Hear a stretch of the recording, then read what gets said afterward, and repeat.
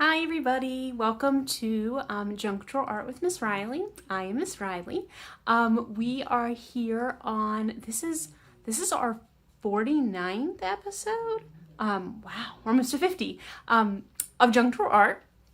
And today for Threaded Up Thursday, I wanted to show you a different way that you can do a little bit of weaving around your house. So I'm going back to yarn today. You can see I have my yarn behind me. And I also have some Q-tips. Let me show you. I'm going to set you guys down so you can get a little closer right there. So what I have is we've talked about weaving before. And I've talked to you guys about the idea of a loom. A loom is what holds your weaving as you work on it. It's nearly impossible to weave something without a loom. And we found looms that people have been, humans, I say people, it's humans, have been creating for, wow, generations and generations, different kinds of looms for people to weave on. And looms vary from culture to culture. Looms can be different shapes. What I have here is a cardboard loom, and it's literally just the flap of a box that I got from Amazon, and I just tore the box off. And looms always have two parts. They have the warp and they have the weft. Now, a lot of times with more traditional weaving, the warp is actually added on with yarn or with string or with whatever you're weaving with. The warp is the vertical lines. They're what hold the weaving in place. This warp, my warps I have here, are actually made with Q-tips, with little sticks, cotton swabs. And all I did was I took, and I'll put it kind of close so you can see, I used hot glue. If you are a kid watching this, make sure you have mom and dad help you with this. Kids should not use hot glue by themselves. But I just put a dab of hot glue under each of these Q-tips. You could do it with white glue. You would just have to let it dry overnight before you could use it. But literally I've glued them on here to create these warp lines. My weft lines are going to be my yarn. So I just have two different colors here. You've seen me use this yarn before. It's just what I had. And you're actually going to need one extra thing for this type of weaving. And it is a safety pin. The safety pin acts kind of like a needle or a guide to help you get under these lines. So I'm going to kind of show you how we're going to weave just using these Q-tips and a piece of cardboard. Kind of like the cup weaving we did last time, but a little bit different.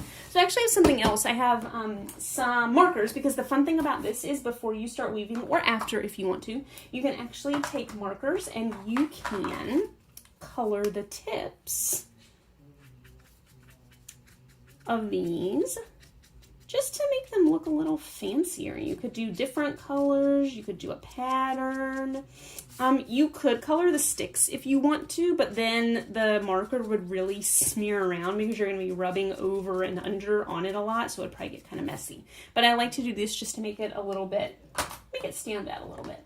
So the first thing I'm going to do is choose my yarn, that color that I'm starting with. I actually think I'm going to start with the blue first. So I'm just going to take, oh, this yarn is still a mess. It was last time, wasn't it? I don't want to get too much here just because the loom is short and it's going to be a lot of back and forth, back and forth. And if I make it too long, it'll be easy to tangle.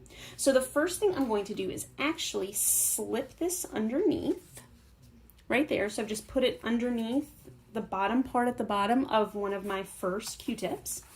And I'm just going to tie it in a knot just to get it started. I want to secure it to that beginning point. So I have it tied off right here at the beginning, and I can actually cut this extra tail off too to keep it nice and neat. The nice thing about this is you don't have to open the safety pin at all because that would be kind of dangerous to stick yourself. You might need a grown-up to help you with this, and in the big part right here, in the big part right here, I just stick this through and pull it all the way into the big part and knot it. So this is kind of working like a safety needle, a little safer than using an actual needle. And so what I can do now, I just rocked you guys around, is I can kind of hold this up and I can start doing my over-under pattern that we've practiced in other types of weaving. So I'm over here so I can tuck it under and pull it through, over, under, It takes a little bit of practice to get used to it. And maybe you might not even want to glue your, oh, there we go, glue your Q-tips down quite as hard as I did. And see, this is where you don't want your string to be too long because you're going to be like Miss Riley and get it all tangled up. There we go. Then you're going to go over and back around. And whatever you did the way coming down, you're going to go the opposite on the way back. So now I'm going to go over, under.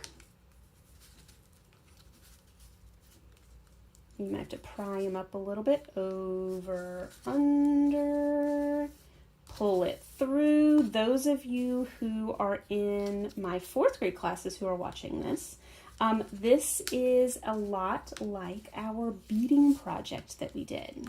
And this is actually a project where if you have beads that are large enough and you are patient enough, you can actually, yes, you can thread beads along this string and actually have beads resting in between as you go over and under if you would like to. So this is something you can add beads to. I really don't have a lot of beads at home, so I'm not worrying about it.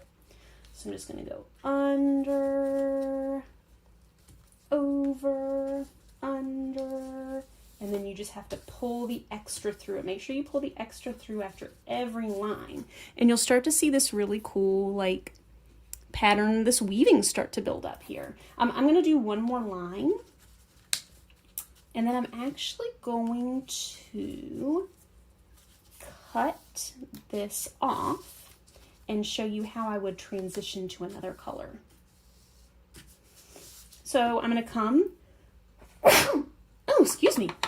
I'm going to come and just cut off. So if you get to a stopping point or you run out, all you need to do is remove the old yarn from your little safety pin needle. Good grief. The yarn's being difficult today. And then you can take your new piece that you want to use. I'm just going to choose a short piece here. And if you want to just continue or keep it going, I just take the two pieces here and I knot them around each other to join them. So it's just like I'm making an extension of the yarn that I already have. So once I've got that, I can tie this on my new color and just keep going. So I'm going to go under, over, under, over, under, over. And just like my cup project that I did earlier, this is a project that's going to take a little bit of patience. If you want a bigger piece of weaving, you might, oh, that little tail, you just cut off little tails. You could do as many as like 10 or 12 Q-tips across. The more Q-tips you have, the bigger it's going to be and the longer it's going to take. This would probably take me, I don't know, maybe about 15, 20 minutes to finish. It really wouldn't be too bad. So it kind of just depends on how much time you have and how much time you want to fill up and how much time you want to spend. I really love teaching kids about weaving because it's one of those types of art that it's really culturally important, because for a long time people used this kind of activity as like a social opportunity. Before there was TV or before we had video games and there were things that we would sit around and do together that were technology based, people would sit around in circles and keep their hands busy by weaving and making something for their family to wear or making something for their household, and they could talk. It was something they could keep their hands busy but still have a social time together. So this could be something good that you could do if you're watching TV or if you're sitting and talking with your family. If you're like me and you like to always keep your hands busy, having something fiber arts to work on, like a simple little weaving project, is a nice way to keep myself busy. So I really hope that you guys will share some of your weavings with me. I'm going to bend down like this so you can see me. Please share them with me on Class Dojo if you're one of my students, on Facebook if you're one of my friends, or on Instagram or Twitter at CSRileyTeach. And I hope you guys have a great Threaded Up Thursday. I will see you tomorrow. We're going to talk about crazy self-portraits with Marguerite. So have a good day. Bye.